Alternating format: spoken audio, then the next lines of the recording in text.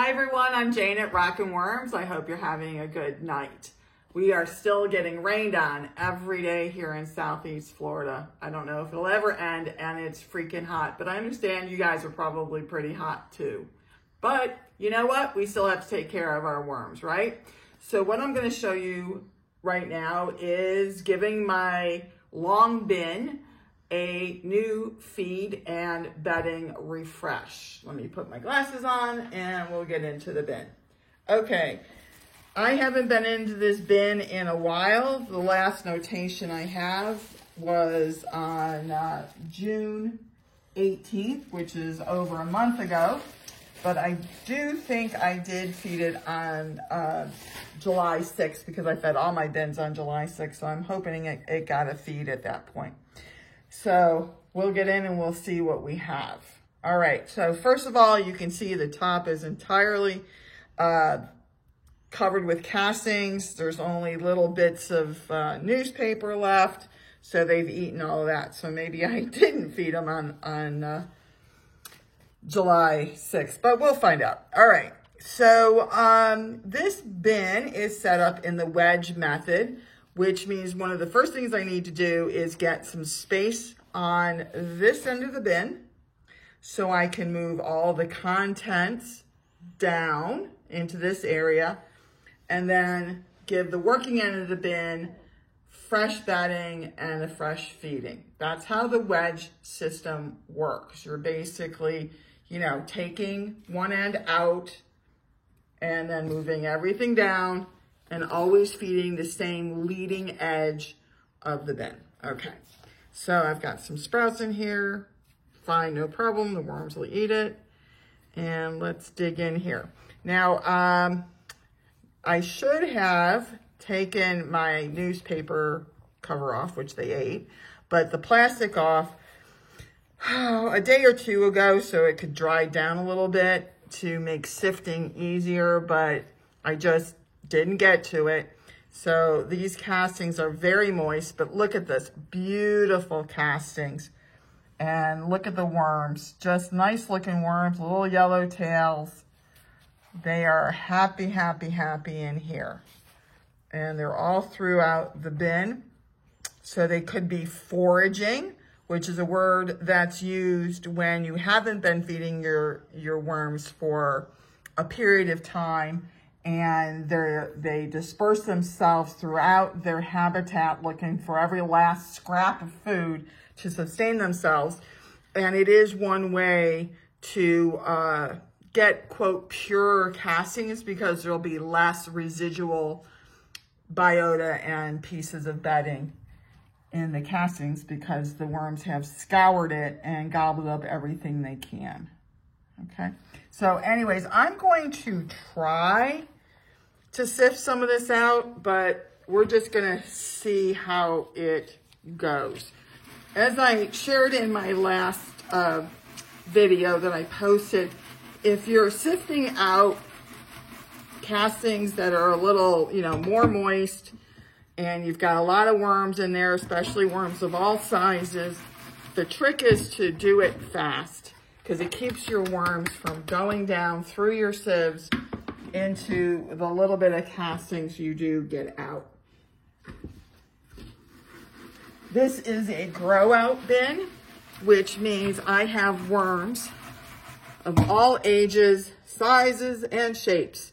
So you can see even here, right here on the edge, there's a little tiny one, and right next to it, you know, a bigger one. Not an adult yet, but certainly a bigger worm, older worm. So again, all ages. And if I come across an adult in this, you know, I'll show you that too. Yeah, I can already see when I just picked up the sifter, I'm not hardly getting anything through here. So I'm gonna just do this one, and we might have to go to plan B because that's what life is, right? You just, you know, start off with a plan, and if it's not working the way you want it to, you go on and you do something else that might work better. So I'm gonna leave that there. Yeah, you can see that I'm not getting hardly anything out. So yeah, let's go to plan B. All right. So what I'm going to do is still do the wedge method, which means I'm going to move the material down to the edge, and what I'm going to end up doing, having to do, is just pile it a little bit higher. Just want to keep the worms off the high side. Pile it a little bit higher so I still get some room on the leading edge of the bin so I can put in fresh bedding, fresh food, and encourage the worms to move to that more concentrated area. And at the same time, I am going to leave this one end open. I'm not going to cover it with the newspaper and the plastic, so it'll simultaneously start to dry down. That reduction in moisture will also help encourage the worms to move out and move down towards the working end of the bin where that fresh bedding is and where the new food is. So using both moisture dry down and the lure of fresh food and bedding will dry them down to the end that I want them to be in, so I can dry down and sift my castings out. I do want to show you again how beautiful these castings are. They're just light and fluffy, rich and dark, and just wonderful worms in here. Okay. Now, I will say one of the downsides I'm going to be dealing with is by putting additional bedding and food into this bin right now, it's going to make the bin heavier, which does make it more awkward for me because, you know, the longer bin is a little bit awkward for me to handle to begin with. But, you know, again, it's kind of my fault that I didn't dry this down several days ago. So I am where I am. So I'm just pouring back the material that did not sift out, because basically nothing sifted out. And I wanted to show you again a little trick that I found by accident, but I found really handy, is when you're moving your worms and you're using a temporary bin, and sometimes, you know, they kind of get stuck or they're hanging out on the bottom of the plastic because of the micro moisture on here. You don't want to, you know, scrape them out with your fingers if you can avoid them, because they're easy to squish. Don't want to do that. And I usually use a paintbrush, but again, with the dampness, the worms kind of get stuck in the bristles, so that's a mess. So what I learned is just to take a handful of bedding, any dry bedding that you use, and put it in your bin.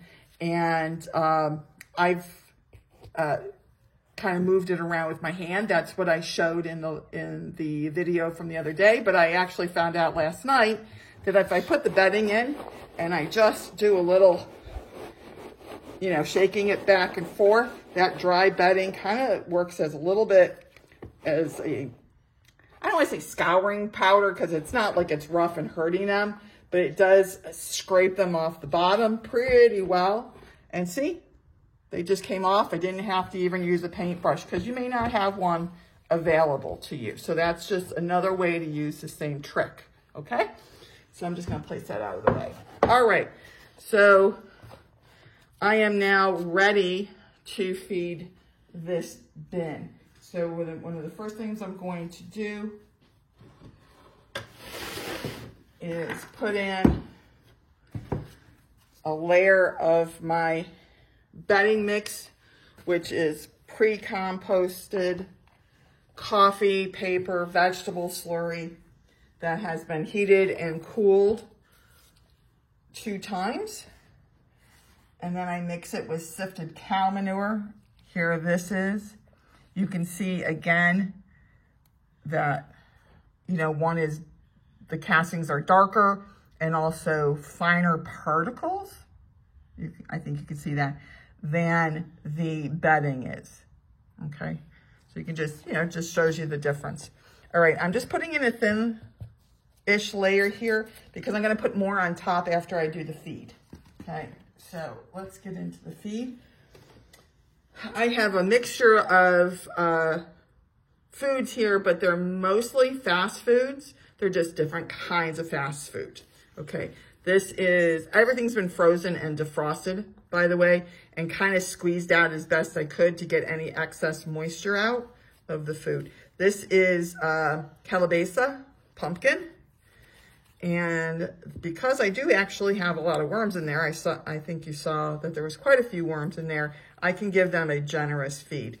This is overripe, yucky bananas I get from my veg guy. I peel off the skins. The skins I also freeze and I put them through my blender and make them into a slurry. And then I dehydrate that and powder it, which you'll see some of that in just a minute. Now, the next thing that's going on here is some lettuce and cabbage leaves, again, from my veg guy. And cabbage and lettuce are definitely fast foods. When I put just lettuce and cabbage into my worm bins, when I go in 5 days later, even on a regular sized bin with not even a ton of worms in there, it's all gone. It's all been eaten. So it really is super fast food. So if you're using fast food, make sure you go back and feed on a more frequent basis. Now I'm going to add some worm chow. I'm going to be a little bit more generous with the worm chow because I want to start sizing these worms up, getting some bigger weight on them. And I have anecdotally found, okay, it's not a science experiment that I've even done yet, but they do seem to get fatter on worm chow versus just feeding them only vegetables. Okay, so if you're looking to get bigger worms, then using some worm chow is again, a thing that I have found to help. The reason being, I think, is because of the just the flat out increased calorie intake that they're getting from the carbs that are in the flour, the oatmeal, crackers, cereals, things like that, as opposed to the lower calorie density of vegetables. Okay, so they get fat just like we get fat if we eat too many of the carbs. Okay, so I'm just going to scritch this in a little bit. Okay, great.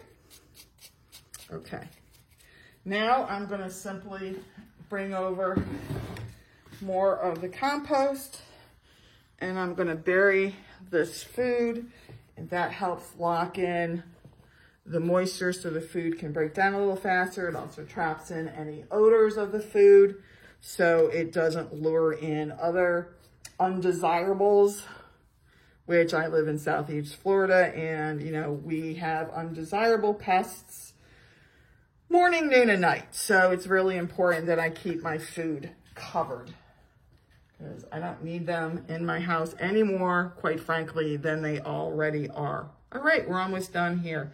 Okay, so the last thing I'm going to do is I am going to put on some fresh newspaper, but only on one end of the bin. And so I'm just going to go about halves here. And maybe I'll just do the full sheet. What the heck, right? It's not like I'm not going to be back in here in a week anyways to sift down. And I can always sift and then move the newspaper again to let another area dry down. I'm just going to throw in these couple scraps. And now I'm going to take my plastic sheeting and just, again, put it on, I like to do it this way, one end of the bin. This will also help hold in the moisture in this area of the bin. That higher moisture content is very attractive to the worms, and that will, again, combine with the new bedding, combine with the new food, entice the worms to vacate the area that I want to dry down and sift out in the next, 5-6 days, whatever it takes, and, move down into the working end of the bin. All right, I think that is it. Quick and easy. Otherwise, if you know, you have any questions, issues, whatever, please put them in the comments. I read all my comments. I respond to my comments. So I really appreciate that interaction. You know, it's fun for me, and I've learned a lot from the comments that people have put it in, and they share their experiences, and I learn from them just as much as people are hopefully learning from me. So do that. Of course, always, please like and subscribe. I'm really close to hitting the 1,000 subscriber level, which means I can get a little slice of the old advertising pie from YouTube, not from you guys, but from YouTube. And that would be nice to, you know, get some remuneration for the hard work my cameraman and myself are doing to provide this kind of content to you. So otherwise, that's it. I hope you have a great evening. I'll see you next time. I am Jane, and I remain yours in the dirt.